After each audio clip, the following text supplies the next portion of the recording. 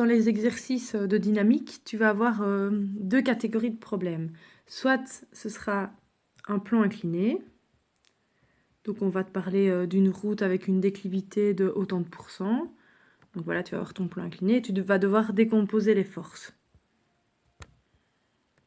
Décomposition de force. Et autre chose, tu peux avoir une route droite. Donc ça, c'est la deuxième grande situation. Alors, par ailleurs, en plus, tu peux avoir soit une vitesse constante.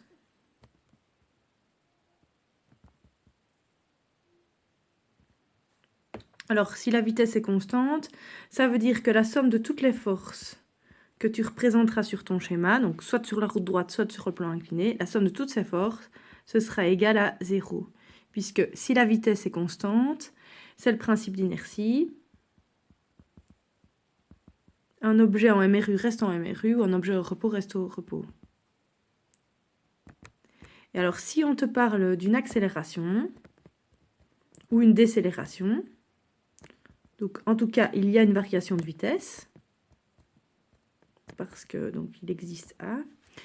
Donc si on te parle d'une accélération, de décélération, ça peut être pas dit clairement, ça peut être un problème où on dit une voiture démarre et puis elle obtient une certaine vitesse après autant de secondes. Ben ça veut dire qu'il y a eu une accélération. Ou alors une voiture a une certaine vitesse et à l'arrêt au bout d'autant de secondes. Ben là, il y a eu une décélération.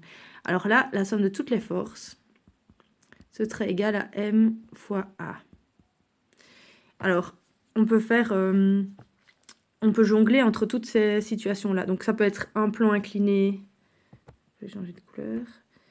Ça peut être un plan incliné soit avec une vitesse constante, soit avec une accélération.